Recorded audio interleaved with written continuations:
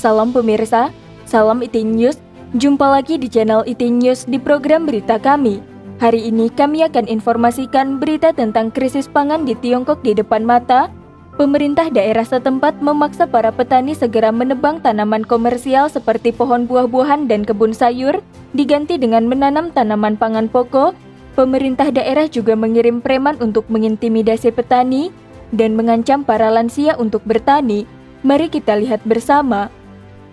Bitter Winter, majalah daring tentang kebebasan beragama dan hak asasi manusia di Tiongkok yang berbasis di Turin, Italia pada 14 September 2020 mengatakan bahwa Tiongkok sedang menghadapi krisis pangan di tengah pandemi, banjir yang menghancurkan, meningkatnya ketegangan antara Tiongkok, Amerika Serikat, dan negara-negara lain di dunia.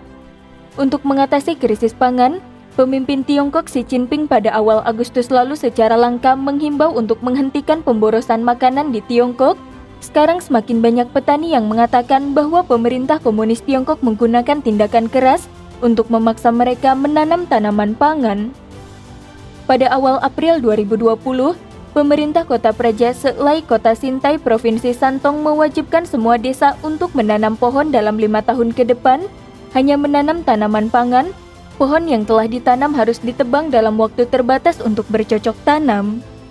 Selanjutnya, pemerintah kota Praja Selai juga mengirim preman untuk menebang semua pohon populus yang baru ditanam di desa Chuo Chiakou tanpa meminta persetujuan penduduk desa.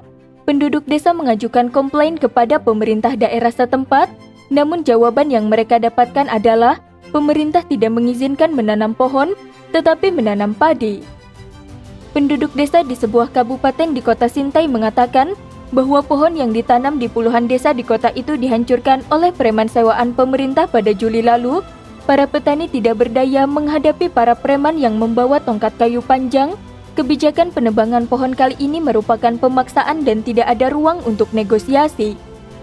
Warga desa menuturkan, "Kami tidak bisa menjual pohon yang ditebang, kami hanya bisa menggunakannya sebagai kayu bakar. Lagi pula orang-orang yang menderita di Tiongkok selalu rakyat jelata." Di kota Guangzhou, Provinsi Guangdong, pemerintah memaksa para lansia yang lemah untuk bercocok tanam. Seorang warga desa mengatakan, pemerintah sudah mengeluarkan pemberitahuan bahwa mulai 1 Mei semua sawah akan ditanami padi, tidak boleh menanam pohon. Jika tidak, hak pengelolaan lahan kami akan dicabut. Banyak anak muda setempat yang bekerja di luar daerah, sementara para orang tua yang tinggal di rumah terpaksa bertani karena takut pemerintah merampas ladang mereka. Seorang warga desa berkata dengan sedih, "Saya sudah berusia 70-an, kesehatan saya kurang baik, sudah puluhan tahun tidak bercocok tanam, tetapi sekarang dipaksa bertani."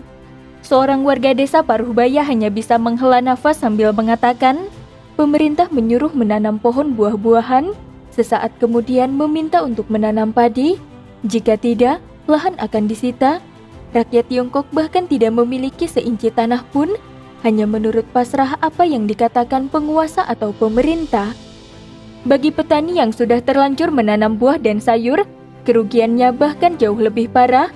Di sebuah desa di Guangzhou, semua pohon buah dan sayuran yang akan segera dipanen dihancurkan dan ditanam dengan tanaman padi dalam tempo 17 hari. Seorang warga desa berkata dengan kesal, berita di media maupun TV mengatakan bahwa negara memiliki banyak cadangan pangan, tapi sekarang memaksa kami menanam padi. Pemerintah tidak pernah mengatakan yang sebenarnya. Bukankah sudah jelas memang tidak ada cadangan pangan?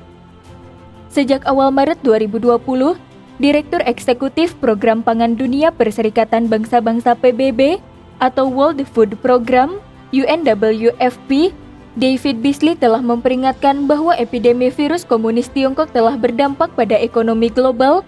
Jumlah orang yang menghadapi krisis pangan yang parah di dunia kemungkinan mencapai 265 juta jiwa pada tahun 2020 ini. Di bawah serangan epidemi, hujan lebat terus terjadi di Tiongkok Selatan sejak Juni hingga Agustus 2020. Sebagian besar wilayah Tiongkok diterjang banjir dan dalam kondisi darurat. Ketinggian air sepanjang ribuan kilometer di daerah aliran Sungai Yangtze melebihi garis peringatan, dan kondisi banjir di perkotaan dan pedesaan di sepanjang sungai sangat parah. Dari sekitar Danau Poyang hingga delta Sungai Yangtze, yang dikenal sebagai perkampungan ikan dan beras, di mana lebih dari 5,26 juta hektar lahan atau setara dengan 1,5 ladang subur di Taiwan terendam di dalam air. Para ahli mengatakan bahwa krisis pangan akan meletus di Tiongkok pada paruh kedua tahun ini. Selain itu, karena salju lebat, hujan es dan kekeringan, daerah penghasil gandum utama di Tiongkok telah menurun tajam produksinya. Sekarang bagian selatan dikepung banjir dan beberapa bagian provinsi utara mengalami kekeringan yang parah. Tanaman pokok seperti padi dan jagung gagal panen, ditambah lagi dengan ngengat atau ulat gerayak sang pembunuh tanaman pokok, dan serangan belalang dan bencana lainnya, menyebabkan pasokan pangan Tiongkok mungkin telah menyentuh garis aman. Sekian berita IT News hari ini, terima kasih telah menonton, dan silahkan subscribe channel ini dan bagikan ke teman-teman Anda. Jika Anda memiliki opini, silahkan beri komentar di bawah ini. Sampai jumpa.